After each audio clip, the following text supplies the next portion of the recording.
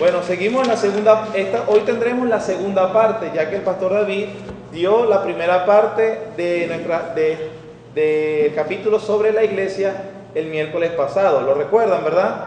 Si le hacemos un examen, seguro sacan 20. La división de este párrafo, uno de los más extensos, ¿cierto?, de la confesión, es que los párrafos 1 al 4 nos hablan de la iglesia en su carácter universal. Eso lo explicamos, o lo explicó, mejor dicho, el pastor David el miércoles pasado. La segunda parte, que nos vamos a dedicar el día de hoy, nos hablan desde el párrafo 5 hasta el párrafo 15, y en esto nos menciona lo que es la iglesia local. Rápido, ¿quién se recuerda cómo podemos definir o a qué nos referimos a la iglesia universal de Cristo? ¿Es cómo? Es invisible. ¿Por qué es invisible? ¿Está constituida por quién? Por todos los creyentes en todos los tiempos, en todo lugar, en todas las edades, en todas las épocas. ¿Cuántas iglesias son? Una sola. Entonces por eso decimos que Cristo murió por su iglesia. No son varias iglesias, una sola iglesia. Sin embargo, esta iglesia invisible, que es real, por cierto, que Cristo la conoce personalmente, nosotros no sabemos quiénes son todos aquellos que pertenecen a esa iglesia invisible, se manifiesta en iglesias locales. Es visible. Esa iglesia invisible se hace visible. ¿Dónde? En iglesias locales y particulares, y eso es lo que vamos a aprender con el favor de Dios en los párrafos 5 al 15. Entonces, voy a pasar esto muy rápido porque ya lo vimos, no voy a detenerme aquí sobre la iglesia invisible, universal, que hablamos de sus aspectos, su perpetuidad, su autoridad. ¿Quién es la cabeza de la iglesia? ¿Quién es? Exactamente, no puede ser otra persona, no es ningún pastor. Ningún pastor puede abrogarse la autoridad sobre el cuerpo de Cristo. Mis ovejas, las ovejas del hermano, bueno, estas son las que yo discipulo, estas son las mías. No, falso. Cualquier pretensión de ese tipo es una actitud de anticristo. Usted está viendo el anticristo. Porque la única cabeza, autoridad de la iglesia es Cristo. Amén. Ahora, sí, vamos al tema que nos corresponde el día de hoy. La iglesia local, desde el párrafo 5 al párrafo 15. En primer lugar, el párrafo 5 nos va a hablar de su mandato originario, es decir, cómo viene a existir esa iglesia local, quién es quien la funda, la origina. El párrafo 6 nos va a hablar de sus miembros definidos.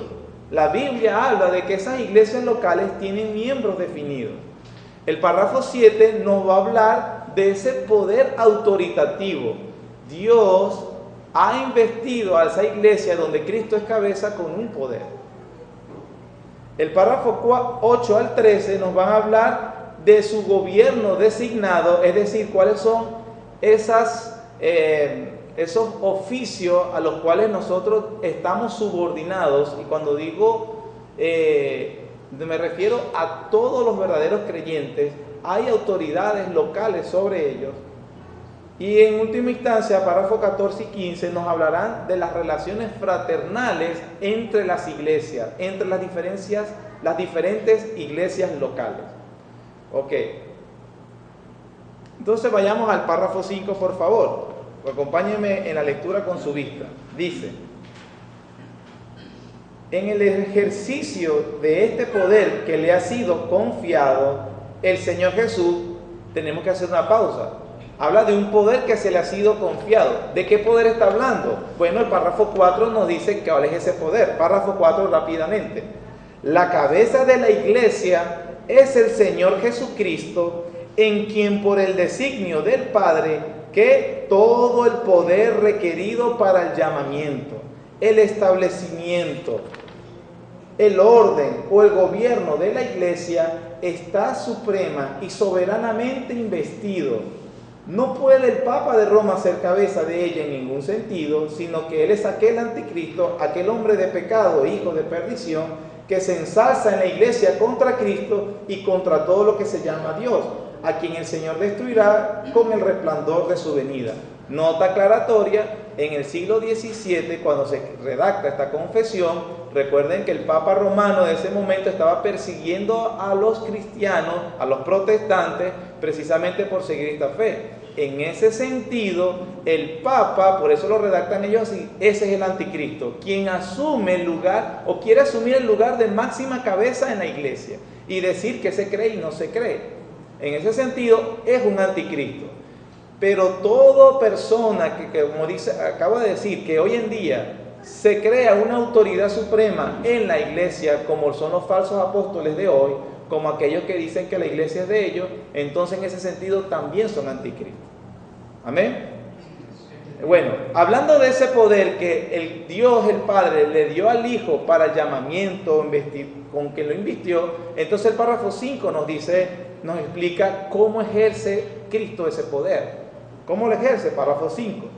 En el ejercicio de este poder que le ha sido confiado, el que habló el párrafo 4, el Señor Jesús, a través del ministerio de su palabra y por su Espíritu, llama a sí mismo del mundo a aquellos que le han sido dados por su Padre, para que anden delante de Él en todos los caminos de la obediencia que Él les prescribe en su palabra. A los así llamados, Él les ordena andar juntos en congregaciones concretas o iglesias para su edificación mutua y la debida observancia del culto público que Él requiere de ellos en el mundo. Ven lo claro que es el párrafo, la riqueza literaria que tienen para ellos describir cómo Cristo ejerce ese poder con el cual fue investido por el Padre y cómo se lleva a cabo en la práctica. En primer lugar, diciéndonos que es el Señor Jesús quien origina la iglesia. La iglesia no la origina ningún hombre. Esta iglesia es mía porque yo la fundé. No, tú no pudiste haber fundado ninguna iglesia. Si tú fundaste una congregación, una asamblea de personas, si es originaria, o sea, si yo puedo decir que es de mi origen, entonces eso no es una iglesia, porque la iglesia de Cristo la origina Él. No se debe poner ningún otro fundamento. No hay ningún otro fundamento, exactamente, así que el que ya está puesto, ese es Cristo. El Señor Jesucristo, explicando acá, llama del mundo a través de su palabra, es decir, la predicación, por su Espíritu, a aquellos que le han sido dados por el Padre. ¿Cómo se origina una iglesia local entonces? La pregunta que queremos responder. Cristo la inicia. Pero ¿cómo sabemos que Cristo inició una iglesia en cierto lugar? En Juan 10:16 dice, también tengo otras ovejas que no son de este redil. Aquellas también, ¿qué dice? Debo traer. Es su trabajo, es su oficio por el cual fue investido. Y él dice, él se arroga el protagonismo de que él es el que trae a su pueblo, a sus llamados del mundo. Él los trae, no los trae ningún hombre. Debo traer. ¿Y qué hacen? Oirán mi voz, habrá un rebaño y un pastor. La señal más importante de que verdad alguien ha sido llamado eficazmente por el Espíritu Santo, que es la promesa que hizo Jesucristo para llamarlo, es que lo introduce a un rebaño, a un cuerpo, a una iglesia.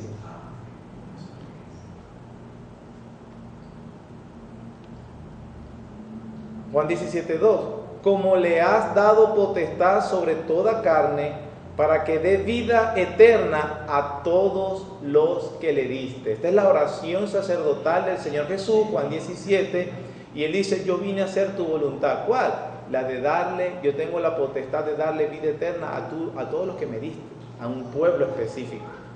Hechos 5:31, Pedro está predicando a hablando de Jesús, Dios ha exaltado con su diestra por príncipe y salvador para dar a Israel arrepentimiento y perdón de pecados, y nosotros somos testigos suyos de estas cosas, y también el Espíritu Santo, el cual ha dado Dios a los que le obedecen. O ¿cómo sabemos que alguien tiene el Espíritu Santo? Obedece a Dios. Eso es lo que nos está diciendo el párrafo 5.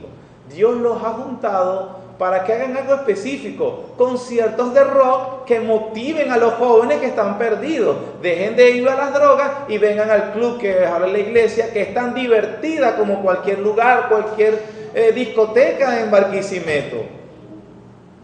No, eso no es una iglesia. Es para que obedezcan a Dios. No es un club. Dios no utiliza, Dios no invistió a Jesucristo, al Espíritu Santo, con un poder para que contraten a hombres, a payasos que entretengan a aquellos que están aburridos, para que sean instruidos en su palabra y le obedezcan. Eso es la iglesia. Eso es la iglesia.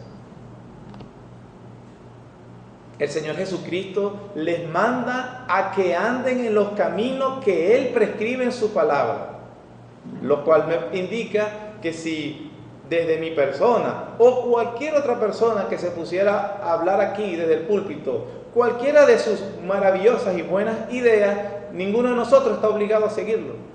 Hasta que plantee lo que dice la palabra de Dios, entonces todos estamos obligados a hacer lo que dice Dios, no el predicador, el pastor, sea quien sea, es el Señor. ¿Cómo sabemos que Cristo comenzó una iglesia local entonces? Por las evidencias de los llamados de ese sitio. Las evidencias nos dicen que precisamente hay una iglesia. No vamos a ir, por razón del tiempo, hay varias diapositivas, pero en Hechos 2, 41, 42 se nos dice, eso lo hemos leído últimamente, se nos dice, y perseveraban en el partimiento del pan, en las oraciones y en la doctrina de los apóstoles. Esas son las evidencias que indican que hay una iglesia local. Pero un grupo de personas llamadas eficazmente por el Espíritu Santo para que abracen la palabra de Dios, continúen y vivan en la palabra de Dios. Ellos se reúnen para orar, ellos celebran las ordenanzas como la cena del Señor.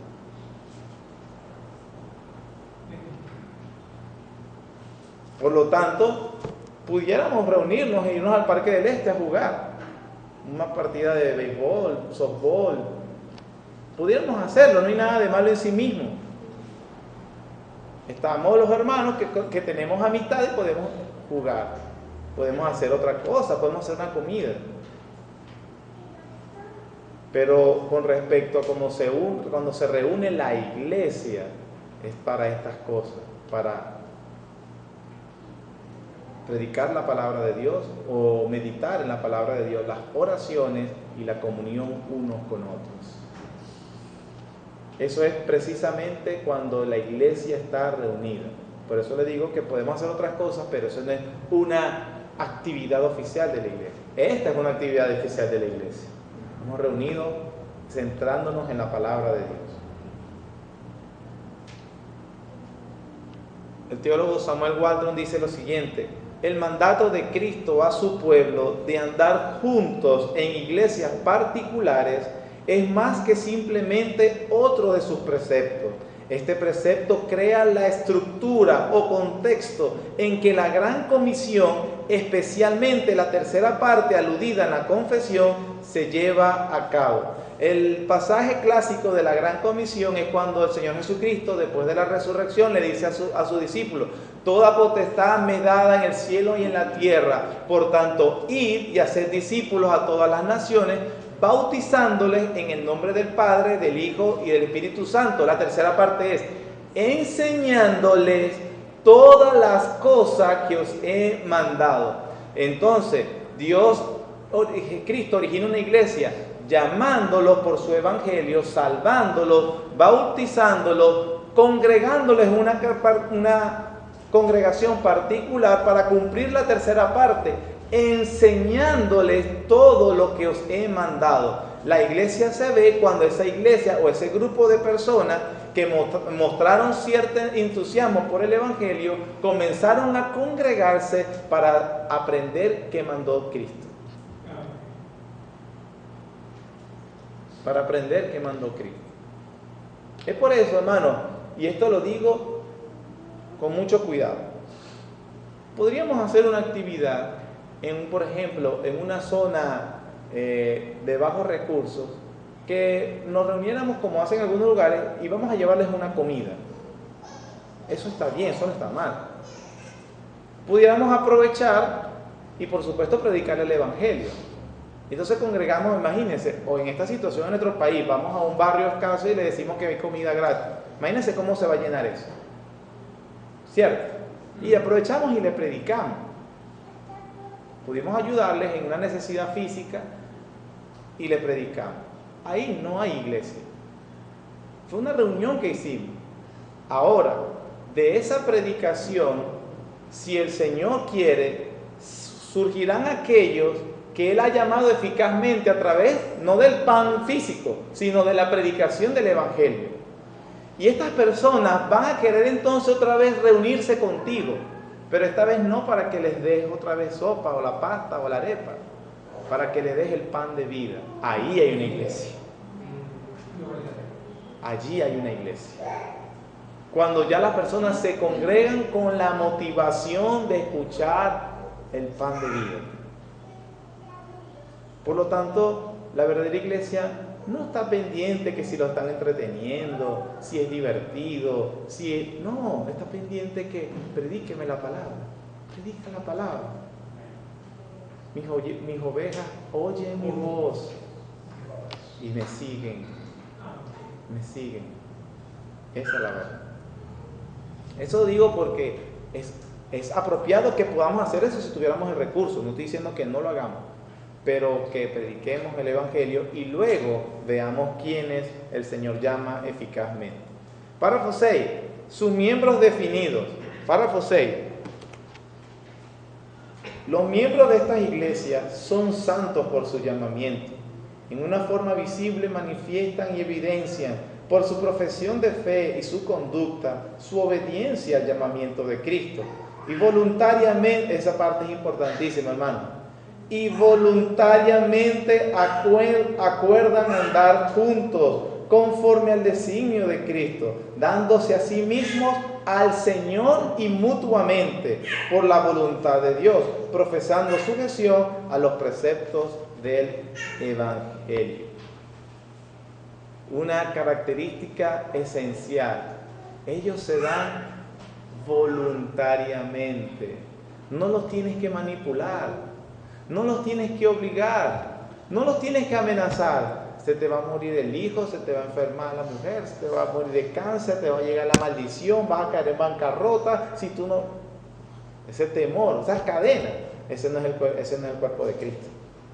El cuerpo de Cristo se entrega a Él voluntariamente. Tu pueblo se te entregará voluntariamente en el día de tu poder. Dios transformando a través de la predicación de su palabra al hombre en su ser interior, cambiando su naturaleza de que rechazaba a Dios, rechazaba su palabra, pero ahora lo ama y lo desea, lo atesora, lo disfruta más que ninguna otra cosa. A Cristo es verdaderamente el tesoro escondido. Es verdaderamente el tesoro escondido. Los miembros deben ser discípulos de Cristo. Ellos no son discípulos del pastor tal que me gusta más. Ay, me gusta este porque más grita más. Aquí no, es que él es más tierno. Aquí él es más suave. No, ellos son discípulos de Cristo. Ellos se evidencian por conducta y fe. Su fe es tan real que transforma su conducta. Ellos son voluntarios y ellos manifiestan obediencia. Obediencia. No obediencia a, como estaba repitiendo los hombres, obediencia a Cristo. Obviamente, obedecemos el consejo que nos exhortamos en la palabra de Dios, pero te obedeceré, hermano, porque me estás hablando claramente en la palabra de Dios y yo estoy obligado a obedecer a mi Cristo, a mi Dios. Hechos 2:37, ese fue los versículos que estuve mencionando hace un momento. Yo estoy pasando un poco rápido, pero por eso usted tiene la confesión y los versículos usted puede estudiarlo más detenidamente, para ver si podemos abordar esta segunda parte completa, hermano. Párrafo 7, su poder autoritativo. Párrafo 7. A cada una de estas iglesias así reunidas, el Señor, conforme a su mente declarada en su palabra, ha dado todo el poder y autoridad en cualquier sentido necesario para realizar ese orden en la adoración y en la disciplina que Él ha instituido para que lo guarden, juntamente con mandatos y reglas para el ejercicio propio y correcto y la ejecución del mencionado poder. Hermanos, con este párrafo yo quisiera que pudiéramos entender la trascendencia, la importancia y la relevancia que debe tener para todo hijo de Dios pertenecer a una iglesia local. Cada iglesia local tiene poder para ejercer la adoración y disciplina bíblica. Eso es lo que nos dice Mateo 18, desde el versículo 17 al 20. Puesto que estoy hablando de un tema bastante delicado, vamos a la cita. No la quiero pasar, no lo quiero dejar así con dudas. Y vamos a ver el otro versículo que es Corintios 5. Mateo capítulo 18.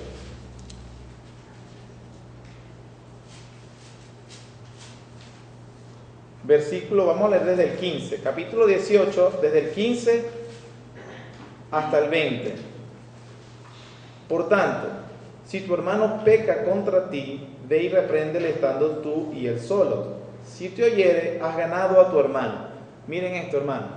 Si yo veo a un hermano que yo considero mi hermano en Cristo haciendo algo incorrecto, la Biblia me dice que yo debo hablar con él solo, en privado. Si te oyere, has ganado a tu hermano. Se acabó el problema, hermano. No tienes por qué comentarle a otro. No tienes por qué decirle más a nadie. Si evidentemente el hermano se arrepintió, gloria a Dios. Dale gloria a Dios. Cristo cubre con su sangre ese pecado y el hermano se ha restituido en el orden debido. Discreción nos llama Dios. Discreción. Siempre y cuando el hermano oye. Pero sigue, versículo 16. Mas si no te oyere, toma aún contigo a uno o dos, para que en boca de 2 o 3 testigos conste toda palabra. ¿Quiénes son esos 2 o 3 testigos, hermano? A cualquiera que yo me consiga en la calle. Tiene que ser un miembro de la iglesia. Es por eso la lista de miembros definidos en una iglesia. Alguien que yo también sé que es otro cristiano en la fe. Seguimos. Versículo 17. Y si no lo oyere a ellos, dilo a la iglesia. ¿A cuál? A cualquiera que se te ocurra. A la primera que te consigas en la esquina y le dices lo que está pasando aquí con... No, dice en la iglesia donde somos miembros, que nos conocemos. ¿Cierto? Versículo 18, ya es la parte delicada. De cierto os digo que todo lo que atéis en la tierra... ¿Quiénes son esos que atan? La iglesia, pero ojo, no estoy hablando de atar y desatar como lo dicen ahorita, sino en el sentido de las decisiones que se toman en la iglesia. Nos está dando Cristo aquí. Todo lo que atéis en la tierra será atado en el cielo, y todo lo que desatéis en la tierra será desatado en el cielo. Otra vez os digo, y miren el contexto, que si 2 de vosotros se pusieren de acuerdo en la tierra acerca de cualquiera cosa que pidieren, les será hecho por mi Padre que está en los cielos. El fundamento de eso, ¿por qué? Versículo 20, porque donde están 2 o 3 congregados en mi nombre, allí estoy yo en medio de ellos. Hermano, estamos hablando del poder autoritativo de la iglesia. Es tan impresionante y tan trascendente, hermanos, lo que nos ha dejado Dios cuando la iglesia se reúne, que la Biblia dice que Cristo con su poder habita allí, y todo lo que decide la iglesia, exactamente Él lo está decidiendo. La iglesia ha sido investida con un poder autoritativo, de manera que los enunciados que ella haga reunidos serán hechos por el Padre. Entonces, de allí que Él le mande, cuando tenga un hermano que no te quiere oír 2 o 3 testigos, Y si no los quiere oír, dilo a la iglesia. La opinión que emita la iglesia como cuerpo es la opinión de Cristo.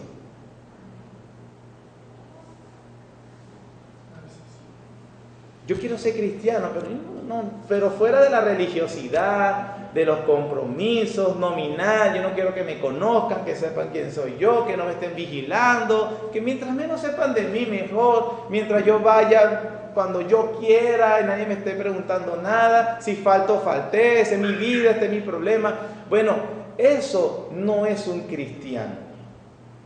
Porque Dios dice, Cristo dice que los cristianos se rinden cuenta en estas cosas en particular. Y el cristiano le interesa porque sabe el poder con el cual está investido la iglesia y la opinión que dé sobre todo, sobre mi conversión.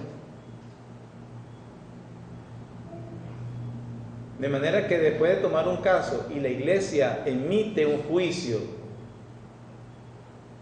Luis Muñoz no puede ser considerado como miembro de esta iglesia porque ha pasado impenitente, se le ha llamado, se le ha rogado, se le ha suplicado y aún así no quiere, no se arrepiente del camino que ha andado con todo el dolor del mundo, rogando a Dios por su misericordia, debe ser excomulgado de la iglesia.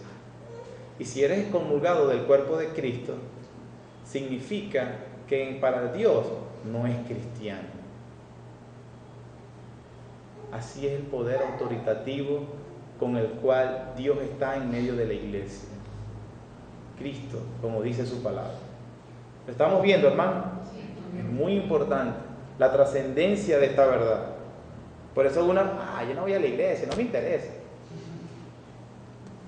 Pobre persona que dice así. Por sus frutos los conoceréis.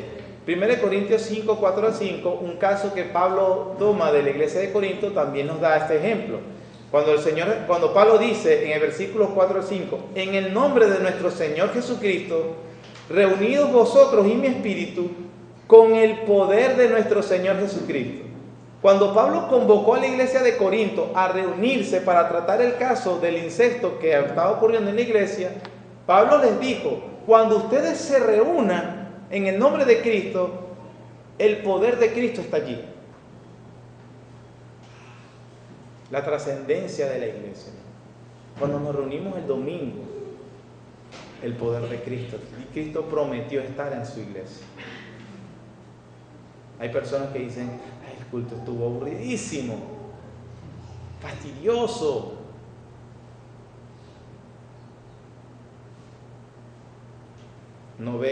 No abraza con fe estas verdades. Una cita con Jesús es aburrida. Es importante como también este poder investido en cada iglesia local. Si ustedes ven, por ejemplo, el tratamiento de las iglesias de Asia Menor, que surge en Apocalipsis capítulo 2 y capítulo 3, donde Pablo habla de la iglesia de Filadelfia, el Juan habla de la iglesia de Filadelfia, la Odisea, de Éfeso. Cristo está hablando y enviando a sus ángeles, en este caso cuando nos explicó que eran sus hombres ordenados, sus pastores, dando un mensaje de Cristo, donde la iglesia tenía que cambiar su conducta, ya que Él vendría y ya se estaban convirtiendo en sinagoga de Satanás. Pero aquí hay algo interesante también. Significa, por ejemplo, en ninguna parte de Apocalipsis se dice que la iglesia de Éfeso tenía que disciplinar a la iglesia de la Odisea. Y la de la Odisea tenía que ver si la otra estaba haciendo como Cristo le había mandado. Esto nos habla de esa independencia entre las iglesias. Independencia. En el sentido de que no puede esta iglesia ir a otra iglesia a ejercer y a aplicar disciplinas. Pero puede emitir un comunicado de la opinión que tiene sobre cierto lugar que dejó de convertirse en iglesia. Y obviamente debe esgrimir las razones. Amén. Su gobierno, párrafos 8 al 13. Vamos a leer el 8.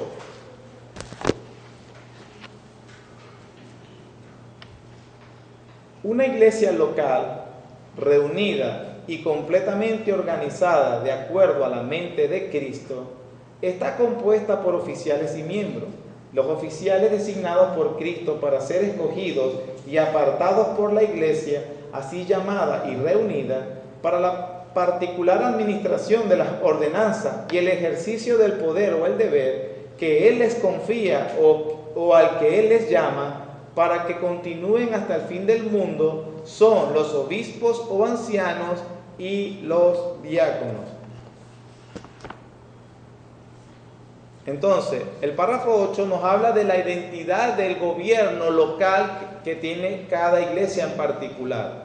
Nos habla de que hay solo dos, obispos o ancianos y diáconos. Podríamos hacer un estudio que ya creo que hemos mencionado antes, no voy a hacerlo ahorita.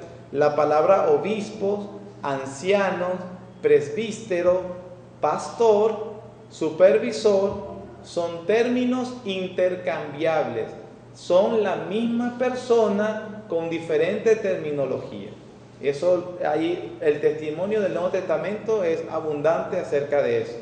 ¿Qué quiero decir? Que podemos llamar, debido a que cuando usamos el término obispos, nos hace a aquellos que quizás no conozcamos bien la historia o tengamos ciertas limitaciones con los idiomas, podríamos de una vez irnos creyendo que estamos hablando de Roma, de la iglesia de Roma. Pero obispo es una transliteración de una palabra que significa supervisor o apacentador, es decir, un pastor. Tradicionalmente los evangélicos llaman a sus oficiales pastor y obispo se le llama a los de la iglesia anglicana, a la iglesia de Roma. Se le puede llamar ancianos también, anciano en el sentido de autoridad o pastor. En ese sentido, puede decir que el pastor David es un obispo de la iglesia o es el anciano de la iglesia. Son términos intercambiables, no son varias clasificaciones, como que hay que un obispo, hay que un anciano, hay que un pastor, no, es el mismo, es la misma persona. Y los otros son diáconos, que por cierto, bien pronto estaremos haciendo una serie acerca de las características del diácono, porque nuestra iglesia, con el favor de Dios, en el tiempo de Dios, estaremos llamando o ordenando a aquellos hombres que Dios ha llamado para este servicio, el de diácono. El de anciano también creo que se le da como maduro, similar a lo que habla la palabra del Señor cuando dice de que no pongáis a nadie que sea un ignóbito. Exacto, un neófito que viene de la palabra nuevo. Exacto, porque una de las características que debe tener esto que la iglesia debe confirmar para ordenar, es que precisamente no es un neófito, es alguien maduro. Pero por eso el título de anciano, porque apela a esa madurez. Como el de presbítero, que es una palabra también griega, que es presbústero, que significa anciano. Esa es la traducción de la palabra. Pero una parte, por ejemplo, la iglesia presbiteriana es una iglesia verdadera, pero usa ese título. Que no está solamente supeditada a edad. No está exactamente, no significa edad, no quiere decir que es un anciano cronológicamente, sino espiritualmente. Alguien que se le puede confiar por su madurez y su conocimiento en la palabra de Dios. Entonces, ¿por qué esos dos? ¿Qué pasó con los profetas, los apóstoles? ¿Qué pasó con cualquier otro? Ahorita hay ministerios, títulos para todos. El hermano que limpia la silla, título del que limpia la silla. A ti hay que darle título a todo el mundo. La Biblia solo habla de pastores, obispos o ancianos y diáconos. Dos nada más. ¿Cuáles son esas razones? Solo hay requisitos bíblicos para estos dos oficios ministeriales. Tito y 1 Timoteo, hermanos, dice, cuando Timoteo y Tito iban a ordenar las iglesias, y bueno, aquí están los requisitos para el pastor y aquí están los requisitos para los diáconos. Si Pablo hubiese querido que ordenaran apóstoles, le hubiese dado también el requisito de apóstol, pero no lo dio y no aparece en ninguna parte del Nuevo Testamento. La sucesión apostólica, eso es mentira. Es más, la primera iglesia que enseñó sobre la sucesión apostólica es Roma. donde dice que el Papa, su autoridad como cabeza y vicario de Cristo, una blasfemia porque el vicario es el Espíritu Santo, no el Papa. Entonces ellos sí hay una sucesión apostólica, porque él es como el terceavo apóstol. Vamos a seguir adelante porque el tiempo se me está yendo. Pero solo el requisito bíblico para estos dos oficios ministeriales. Solo se mencionan en el Nuevo Testamento como ministerios continuos, lo que acabo de decir, en excepción de los profetas, apóstoles y demás. Y también la Biblia habla de que solo son ejercidos por varones. Eso estuvimos hablándolo hace poco, así que avancemos. La evidencia bíblica, Pablo y Timoteo, siervos de Jesucristo, a todos los santos en Cristo Jesús que están en Filipos, con obispos y diáconos. Para Pablo referirse a toda la iglesia se le refirió como todos los santos en Cristo Jesús, y por cierto, ellos tienen obispos y diáconos, los dos oficiales allí. Timoteo, palabra fiel, si alguno anhela obispado, buena obra desea, pero es necesario que el obispo sea irreprensible, marido de una sola mujer, sobrio, prudente, decoroso, hospedador, apto para enseñar. Luego, más adelante, en el mismo capítulo dice, los diáconos asimismo deben ser honestos, sin doblez, no dados a mucho vino, no codiciosos de ganancias deshonestas. Dio los requisitos para solamente estos dos oficiales, no para otros. Hechos 20, 17 y 28. Enviando pues desde Mileto a Éfeso, hizo llamar a los ancianos de la iglesia. Luego dice, por tanto, mirad por vosotros y por todo el rebaño en que el Espíritu Santo os ha puesto por obispo. Ese es el versículo que inclusive nos usa los diferentes términos para la misma persona. Él hizo llamar a ¿quiénes? Los ancianos de la iglesia. Y después le dice, miren, tengan cuidado porque el Espíritu Santo los puso a ustedes por obispo, porque es lo mismo. Dice, para apacentar, una característica pastoral. Los pastores son los que apacientan. Los tres términos utilizando en el mismo texto para referirse a la misma persona. Para apacentar la iglesia del Señor, la cual Él ganó por su propia sangre. Párrafo 9. La designación de su gobierno. La manera designada por Cristo para el llamamiento de cualquier persona que ha sido cualificada y dotada por el Espíritu Santo para el oficio de obispos o ancianos en una iglesia es que sea escogido para el mismo por común sufragio de la iglesia misma y solemnemente apartado mediante ayuno y oración por la imposición de manos de los ancianos de la iglesia, si es que hay algunos constituidos anteriormente en ella, y para un diácono que sea escogido por el mismo sufragio y apartado mediante oración y la misma imposición de mano. Explico algunas cosas prácticas. Sufragio de la iglesia, ¿qué significa? Es aprobación, no competencia. O sea, no es que, bueno, ¿cuáles son los candidatos? Hermano Luis, David y Pepe. Ok, vamos a hacer una carrera, vamos a ver quién gana y quién haga mejor campaña, entonces vamos a votar y el que más votos tenga, es el que va a ganar. Entonces básicamente ahí la tensión, la competencia, voto secreto, vamos a ver quién gana, quién será nuestro pastor. Eso no es lo que dice la Biblia. Cuando habla de sufragio de la iglesia, es que la iglesia en su conjunto reunida, ¿qué particular tiene la iglesia cuando está reunida, hermano? El poder de Cristo. Reunida va a emitir una opinión sobre un hombre designado para ver si lo reconoce como el hombre o los hombres que Dios ha llamado para apacentarles. En este caso, la iglesia en su mayoría debe tener esa aprobación e inclusive, hermanos, y miren este detalle.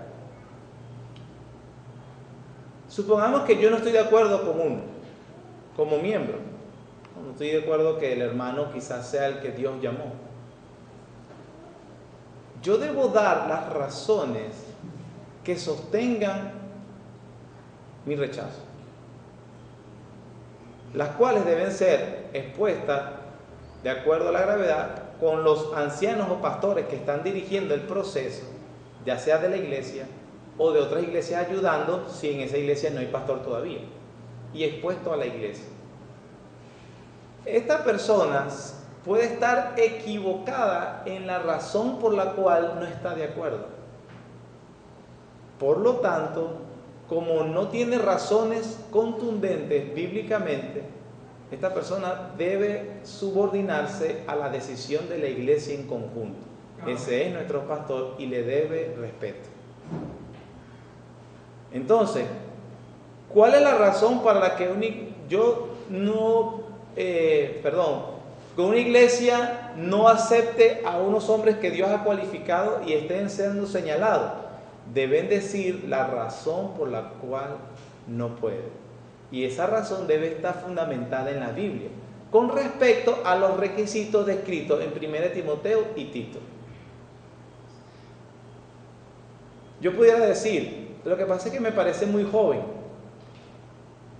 Lo que pasa es que me parece muy mayor. La Biblia dice algo con respecto a la edad. Entonces hay que explicarle al hermano o a los hermanos, ese no es un fundamento para rechazar la autoridad que se le está dando a este hombre. Lo que pasa es que él no es graduado de un seminario, y a mí me parece que un pastor debe ser graduado de un seminario reconocido. Por ejemplo, si bien es cierto, y nosotros lo hemos experimentado, que la preparación académica ayuda y facilita el trabajo pastoral, la Biblia no dice nada sobre el título universitario que tiene que tener un hombre para tener para pastorear la iglesia. Habla de cualificaciones espirituales, y esas están en Tito y en Timoteo. Amén, hermano. Amén. Yo sé que ese es un tema, una serie más larga, pero debemos abordar todo. Nadie puede ser designado por un oficio en la iglesia sin el consentimiento de la iglesia misma, siempre y cuando con la mayoría obviamente expresan que no pueden aceptar a tal persona como pastor, y eso deben explicarlo, porque puede ser que no queremos, pero simplemente por un capricho, y entonces están rechazando el don de Dios que les está dando. La iglesia observa y aprueba, los ancianos ordenan, imponen las manos. Este es otro detalle. En el Antiguo Testamento, y esta es la idea que tiene el Nuevo Testamento, la ceremonia oficial que se hacía de imposición de manos es simplemente como una señal para mostrar de que a esta persona se le está invistiendo con un poder especial, con un poder de pastorear, en este caso, la iglesia de Cristo. Era lo que hacían también los sacerdotes y para los sacerdotes y los reyes cuando los ungían con aceite, como una evidencia de que el Espíritu Santo venía sobre ellos. Ahora, eso no quiere decir que el aceite tenía un poder, eso era aceite normal. Era una ceremonia que apuntaba a una realidad espiritual, como que sobre este hombre está la mano de Dios. El acto de imponer las manos, orar imponiendo las manos, es que un pastor que ha sido investido con ese poder, entonces estos pastores imponen las manos como una señal a la congregación: estamos invirtiendo a esta persona con el poder que Cristo nos ha investido para que ahora ejerza el gobierno local en esta iglesia local. Pero eso no tiene nada de místico, de supranatural, ni nada por el estilo. Es simplemente una ceremonia que evidencia una realidad espiritual. ¿Sí estamos claros, hermano?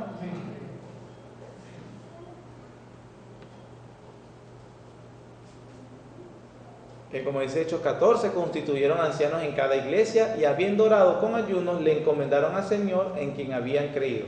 Primera Timoteo 4:14. Párrafos 10 y 11 nos hablan precisamente, no lo vamos a leer por razón del tiempo, vamos a avanzar, pero usted lo puede leer, la confesión la tiene. Nos hablan cuál es el ministerio principal de estos hombres. Hermanos, la Biblia dice: la predicación de la palabra de Dios y la oración por la grey. Eso no significa que los pastores no puedan hacer otras cosas por la grey. Lo que estamos diciendo es que su labor principal, a aquellos por las cuales dedican la mayor parte del tiempo, es al estudio de la palabra de Dios, de manera que cuando predique, el pueblo perciba, está predicando la palabra de Dios. Ese hombre se ha preparado en las Escrituras y está hablando con fundamento. Es tanto así que el respeto que se le debe no es por la persona, porque es un hombre igual que tú, igual que yo. Es porque si está hablando la palabra de Cristo, debemos asumirlo, está hablando Dios. Esa es la importancia del culto público, hermano, y de la predicación. La importancia de estar en orden, atendiendo y escuchando atentamente. En Hechos 6 se nos habla inclusive cuando los apóstoles, por el descuido de las viudas griegas que se quejaron, ellos tuvieron que designar a hombres para que se encargaran de la administración de los recursos económicos, porque la actividad de la palabra de Dios, de la predicación de la palabra de Dios y la oración, es tan importante que no puede ser descuidada por una actividad tan noble como servir a las mesas. No es que un pastor no pueda servir a las mesas, por supuesto que debería hacerlo y debería ser ejemplo, pero estamos diciendo que inclusive la predicación de la palabra de Dios es la actividad principal a la cual Dios los ha llamado. Él debe saber usar la palabra de Dios. Para eso otros servimos a las mesas, para que él pueda dedicarse a la mayor parte del tiempo posible en el estudio. Cuando le hagamos una pregunta, por lo menos demuestre que sabe algo de la Biblia, o cuando predica. Esto, por supuesto, no quiere decir que no puede visitar a las personas, que no puede hacer otras cosas, pero ese es su ministerio principal. Eso lo digo, hermanos, con propiedad, porque conozco personas muchas que están ordenados en el ministerio, se llaman pastores y son hombres maravillosos. Son las personas más serviciales que yo he conocido. Son personas con carisma, con una capacidad de servir, de ayudar, de agilizar cosas, de planificar. Mire, esos son hombres de verdad maravillosos. Pero cuando predican la palabra de Dios, no la predican. Se les ve la carencia. Entonces, él es muy buen pastor, solo que no sabe predicar. Ese es el único detalle. Bueno, esta persona, yo no estoy diciendo que no es un cristiano, es un amado hermano que tiene dones maravillosos del Espíritu Santo y que nos edifica y que tiene un lugar en el cuerpo de Cristo, pero el lugar no era el pastorado. No era el pastorado. ¿Por qué? Porque no se evidencia cuando predica la palabra de Dios. Ahora, ¿cómo sé yo que de verdad, cómo sabemos que ese hombre fue investido por la palabra, por Dios para predicar su palabra? Eso no se pregunta, hay que verlo predicar. Y uno dice, este hombre tiene a Dios cuando predica, tiene a Dios. Eso es lo más importante. En 1 Corintios 5, 12 y 13, el párrafo 11 nos habla.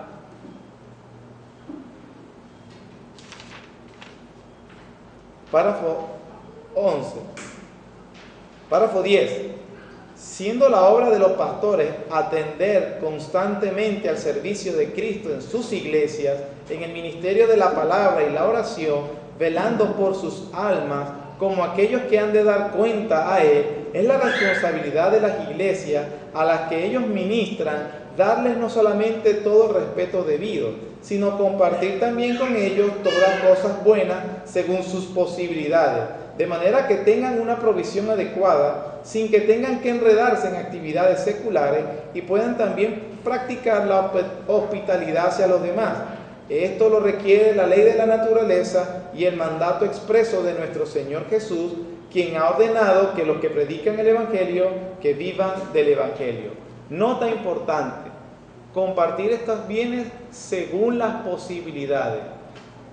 Es un robo y es lamentablemente una situación que se está dando hoy, bueno, se ha dado siempre y más hoy, con aquellos que se llaman pastores y lo que son es unos lobos rapaces que trasquilan a aquellos que son ovejas de Cristo, quitándole todos los bienes y teniendo una vida, aprovechándose del dinero de las iglesias, que parecen más una vida más de narcotraficante que de siervo de Cristo. Personas con vida y lujos y con estilos de vida ostentosos. Eso no es un verdadero ministro de Dios. Y lo puedo decir con responsabilidad porque es lo que la Biblia dice. Ahora, si una iglesia tiene pocos recursos, es obvio que se le va a dar poco. Por la gracia de Dios, una iglesia empieza a obtener recursos, entonces se le puede dar conforme sea para que tenga una vida decente. Una vida decente, no una vida de lujo. Pero una vida decente. Para tener vida decente en Venezuela, bueno, pero ese es otro tema, es una coyuntura que estamos viviendo en nuestro país, que requerirá, mire, el apóstol Pablo, cuando no llegaban los recursos que de apoyo le dan de las iglesias, trabajaba. O sea, que tampoco lo hace menos. Podía trabajar. Y ustedes han sabido, por la gracia de Dios, nosotros pastoreamos la iglesia trabajando secularmente y obteniendo el recurso que en aquel momento se podía. A la medida que fue creciendo, fue que gracias al Señor hemos podido desligarnos de esas actividades seculares. Pero no hay nada de malo en que un pastor trabaje si obviamente la iglesia no tiene la capacidad para soportarlo, para que viva de una manera decente, no vida lujosa. 1 Corintios 5, 12 al 13 dice: os rogamos, hermanos, que reconozcáis a los que trabajan entre vosotros y os presiden en el Señor y os amonestan, y que los tengáis en mucha estima y amor por causa de su obra. Tened paz entre vosotros. Pero ojo, los que trabajan entre nosotros. O sea, no es que vamos a mantener un holgazán, a un vago, a un ocioso. No le debemos ningún tipo de respeto a ese tipo de personas. El alcance de ese gobierno, párrafos 12 y 13. Párrafo 12. Todos los creyentes están obligados a unirse a iglesias locales cuando y donde tengan la oportunidad de hacerlo. Asimismo, todos aquellos que son admitidos a los privilegios de una iglesia también están sujetos a las disciplinas y el gobierno de la misma iglesia, conforme a la norma de Cristo. Es decir, hermano, que ese poder investido es para todos aquellos que Dios ha llamado. Estamos obligados a unirnos a una iglesia local, lo cual me obliga a decir que usted no está obligado a ser miembro de esta iglesia local, pero sí está obligado a ser miembro de una iglesia local. Entonces una persona puede decir: bueno, no quiero ser miembro de esta, coyunturalmente estoy asistiendo aquí, pero yo tengo mi plan de ir a otra iglesia. Siempre y cuando, solamente lo sabe el Señor, usted se va a unir a una iglesia local verdadera. Pero está obligado. Ningún creyente fue salvado por Dios para que ande de agente libre, como dicen los beisbolistas. No, eso no existe. Tiene que ser miembro de una iglesia. En la posibilidad, porque si no tengo iglesia o si no consigo una iglesia sana, pero mientras haya, es nuestro deber. Alcanza a todos los miembros. Por ejemplo, Pablo le llegó a decir a los tesalonicenses en 3:14: si alguno no obedece a lo que decimos por medio de esta carta, a este señaladlo y no os juntéis con él para que se avergüence.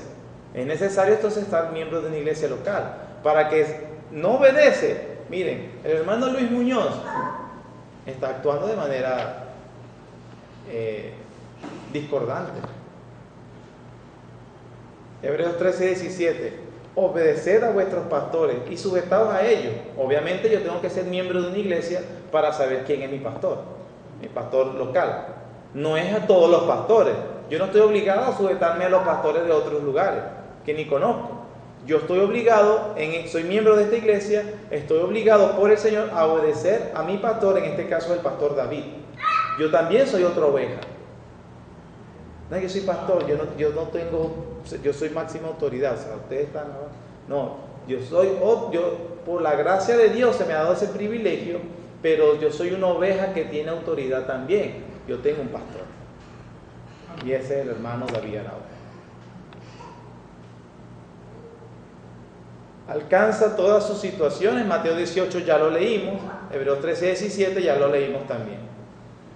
Sus relaciones fraternales, párrafos 14 y 15 lo vamos a leer en casa para terminar, pero voy a decir qué significa eso, y esto sí es importante que lo tengamos claro como iglesia. La justificación y los beneficios nos dice el párrafo 14. Nos hablan, hermanos, acerca de la comunión que debemos tener con otras iglesias que precisamente profesan la sana doctrina. Ahora,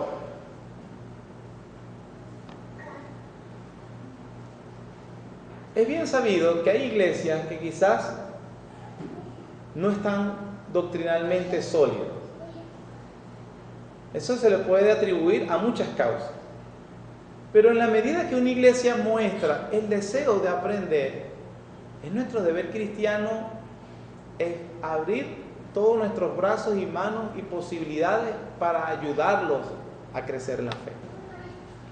De hecho, una de esas cosas que hacemos nosotros como iglesia local es el seminario que se hace, y nosotros invitamos a todas las iglesias habidas y por haber, hasta por la radio hacemos publicidad, con el deseo de que estas cosas que aprendimos son para nosotros, solamente nosotros somos los únicos que sabemos y los demás no, deseamos que ellos también vengan a la verdad y Dios sea glorificado.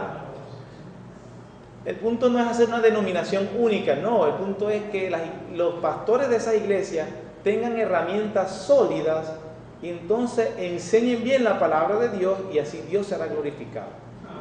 Entonces, cuando nosotros vemos a alguien que precisamente tiene ciertas limitaciones doctrinales, tú tienes que considerar primero que ha sido en base a que donde está no le enseñan bien. Pero entonces yo lo puedo ayudar, porque yo fui ayudado. ¿Quién nació aprendido? A mí me ayudaron.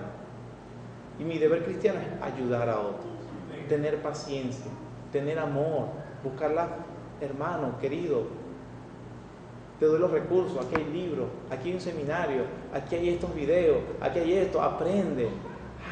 Pero está aprendiendo la suficiencia de las escrituras, está en pañales, sí, cuando pasen unos añitos para que llegue a nuestro nivel. Eso es arrogancia, prepotencia, eso es diabólico, eso no es cristiano, eso no es maduro. Ayudamos. Pero hay quienes no solamente ignoran, sino que abrazan su ignorancia y se persiguen a esas personas. Bueno, mejor no tendremos comunión con esas personas, porque ¿cómo lo ayudamos si no cree que no necesita ayuda? Y hay otros que están en contra de la doctrina. Bueno, esos son sinagogas del diablo, esos ni los tratamos. Pero tenga cuidado en despreciar y menospreciar a alguien a que sí ha llegado la gracia del Señor y que simplemente desconoce algunas cosas que tú por la gracia de Dios ya recibiste. Pero es por la gracia de Dios. No debemos creernos nunca superiores a nadie. Eso es diabólico, hermano. La limitación estricta. Siendo que hay iglesias que tienen compañerismo, hermano, es nuestro deber. Supongamos, caso hipotético, se mueren los dos pastores de aquí, un accidente. No estoy diciendo, yo no me quiero morir, hermano, ni quiero que el hermano se muera, pero nos morimos los dos al mismo día. Bueno, se desintegra la iglesia, porque esto ya no es iglesia, ¿no? ¿Verdad? Pero, ¿cómo hacemos? La iglesia como cuerpo debe solicitar la ayuda de aquellas iglesias hermanas. Hoy por hoy, yo puedo decir, hermano, que usted puede buscar ayuda, asesoramiento con la iglesia Nueva Vida que está en Caudales. El pastor es Alejandro Núñez. Vida Nueva, confundí los términos, Vida Nueva, que está en Caudales, con el pastor Alejandro Núñez, o con la iglesia bíblica Mi Esperanza en el barrio La Paz, con el pastor Yoscar Chirino y Néstor Juárez. Son 3 siervos de Dios que pueden ayudarnos en cualquier duda. O supongamos que usted tiene un problema porque los 2 pastores de aquí se volvieron locos y abusivos, no, en serio, abusivos, y imponen sus reglas y no quieren que nadie hable. Sentimos que estos 2 hombres de verdad se pusieron mal. Buscamos el asesoramiento con estos pastores, hermanos, que pueden ayudar. Pero lo importante es no creerse como la única iglesia que siempre tiene la razón. Debemos reconocer la gracia de Dios en estos hombres. Entonces les avisamos que cualquier problema, estas iglesias hermanas pueden ayudar. Estas las más cerca. Está la iglesia Mi Esperanza, Nueva Vida de Maracay, el pastor Joan Rosales, y Trono de Gracia con el pastor Plinio Orozco. Amén, hermano. Amén. Roguemos al Señor que haya muchas más. Muchas más. Como Pablo dijo, hay una limitación. ¿Perdón? Bueno, que el Señor nos persevere. 2 Corintios 1:24, la limitación de ese gobierno que ejercen estos pastores. Dice, no que nos enseñoreemos de vuestra fe, sino que colaboramos para vuestro gozo, porque por la fe estáis firmes. Ni el apóstol Pablo se creyó el dueño de la gente, cuanto menos pastores de hoy. Oye, está largo este versículo. Pero de todas maneras, todos estos textos, hermanos, el tiempo se me ha ido, nos hablan sobre precisamente la iglesia invisible. Es el párrafo 26, del 1 al 4, y del 5 al 15 nos hablan de las características de la iglesia visible e inclusive sus oficiales ordenados. Es necesario, hermano, que nosotros tengamos claro, este fue un repaso. Usted tiene la confesión, léalo, estúdielo, medite con la palabra de Dios, confirme lo que dice la Biblia. Y que Dios nos ayude a apreciar la iglesia verdaderamente. Apreciar la iglesia invisible, que son todos los cristianos verdaderos, y apreciar la iglesia visible. La iglesia visible. Y que podamos tenerla en una estima verdadera y que nosotros podamos servir al Señor de manera libre, concienzuda, sobre todo porque estamos obedeciendo al Señor. Amén. Amén. Hermanos, oremos. La semana pasada o la antepasada estuvimos hablando de los problemas que estuvieron aquejando a la iglesia en Caracas, a la iglesia bautista reformada de Caracas. Y cada iglesia no está exenta de problemas, de tribulaciones. Es la iglesia, Dios, el Señor Jesucristo prometió eso, pero también prometió que nadie podría destruir su iglesia, ni el infierno, ni que se unieran todas las fuerzas del infierno, prevalecerían contra él. Ese poder radica en Cristo, no en la habilidad de ningún hombre. Que el Señor nos ayude verdaderamente a mantenernos en la roca. Que ayude a nuestros oficiales a mantenerse predicando la palabra de Dios. Que realmente nosotros podamos identificar a sus ovejas y que ellas sean parte del cuerpo de Cristo como la providencia de Dios así lo permita, y así nosotros podamos reflejar la gloria de Cristo debidamente. Que la iglesia de Cristo en Venezuela, en nuestro país, realmente pueda ser fortalecida. Que cada vez más iglesias locales vengan a la palabra de Dios. Algunas iglesias lamentablemente están tan mal que están realmente enseñando cualquier locura, menos la palabra de Dios. Que Dios tenga misericordia y que estas personas puedan recapacitar. Si son ovejas de Cristo, recapacitarán, porque el Señor prometió hacer eso. Que el Señor nos ayude a nosotros a mantenernos fieles a Él. A Él. Amén. Amén. Oremos, por favor. nuestro buen Señor y Padre Celestial. Señor, en la meditación de lo que es de la iglesia, tu cuerpo, el misterio de Cristo, Señor, enseñado en Efesios, realmente es un gozo, Señor, y un privilegio. Un privilegio para nosotros, Señor, haber sido llamados desde antes de la fundación del mundo. Y a pesar, Señor, de nuestro pecado, a pesar de que somos enemigos, fuimos tus enemigos, nos llamaste por tu gracia y nos hiciste andar juntos como iglesia. Señor, ayúdanos a comprender la verdad, a comprender la trascendencia de esta verdad, Señor, sabiendo que estamos unidos, no bajo ningún interés, no es político, nuestros lazos no son políticos, no son sociales, no son económicos, no son de ningún interés mundano, Señor. Nuestro lazo es supranatural, es espiritual, es Cristo Jesús. Bendito seas tú, Señor.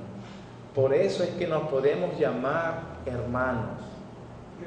Ese vínculo es en virtud de tu gracia salvadora, de la adopción por gracia que recibimos. Oh Señor, hemos estudiado que tú tenías el propósito para edificarnos mutuamente, para consolarnos, para acompañarnos en nuestro peregrinaje, que nos unirías con otros que has llamado, Señor, para la adoración pública, para la adoración privada, para la amonestación, para el aprendizaje de tu palabra. Yo, Señor, te agradezco por esta iglesia, Señor. Te agradezco por mis hermanos. Te agradezco porque ellos me amonestan, me edifican, me enseñan, Señor, me ayudan en mi peregrinaje, me consuelan en mis debilidades, Señor, me llaman la atención en mis pecados. Oh Padre, ayúdame a devolverle con los dones que tú nos has capacitado a cada uno, Señor. Te agradezco por mi pastor, Señor. Te agradezco por la predicación de tu palabra que haces a través de él, Señor. Te agradezco porque yo soy muy edificado. Gracias, Señor. Gracias porque no nos abandonas. Has puesto hermanos verdaderos para nuestra santificación, Señor. Dios mío, ayúdame. Ayúdame a ser santificado realmente en este cuerpo local. Señor, te ruego por todos, te ruego por mí mismo y te ruego por mis hermanos para que nos perseveres en la fe, Señor. Te ruego para que tanto ellos como sus oficiales permanezcan en la roca, Señor. Dios, ayúdanos a pesar de tanta debilidad, a pesar de nuestra naturaleza corrupta, a pesar de que nuestro corazón es engañoso. Señor, despliega tu poder cuidándonos, santificándonos, guardándonos. Que cada reunión como iglesia, Señor, ya sea los miércoles, ya sea cada culto público el domingo, sirva para tu gloria, Señor. Sirva para enseñarles lo que tú has mandado. Oh Dios, de todas las cosas que se puedan hacer, que nosotros realmente aprendamos tu palabra, Dios.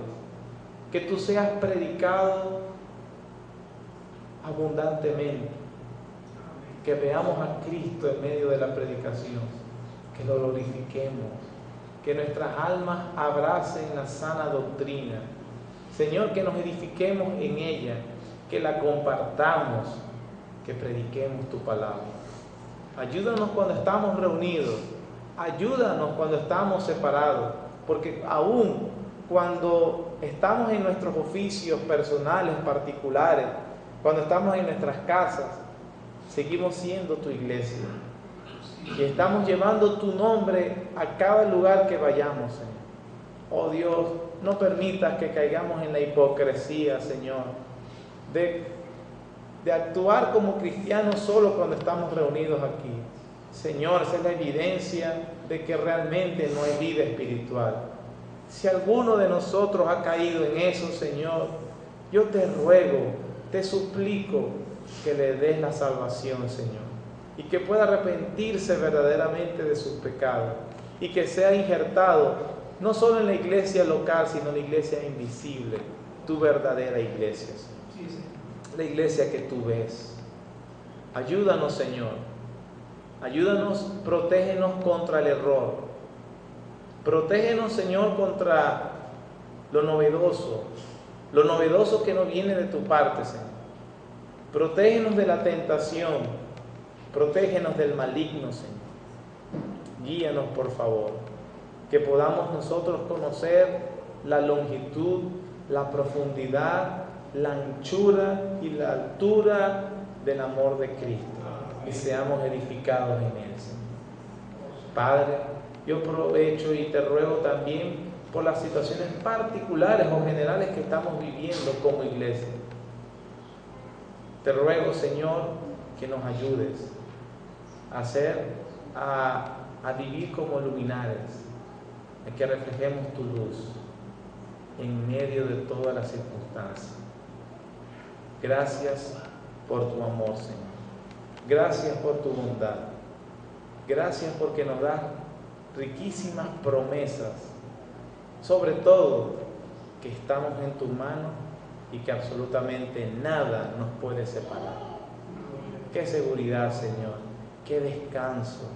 Qué consolación, Señor. Nuestra alma puede aquietarse, Señor. Nuestra alma puede venir a la calma, a pesar de los agites, a pesar de las noticias, a pesar del pecado, a pesar del diablo, a pesar, Señor, de todo, podemos descansar en tu regazo. Gloria a ti, Señor. Gloria a ti. Ayúdanos a experimentar tu cuidado paternal, Señor.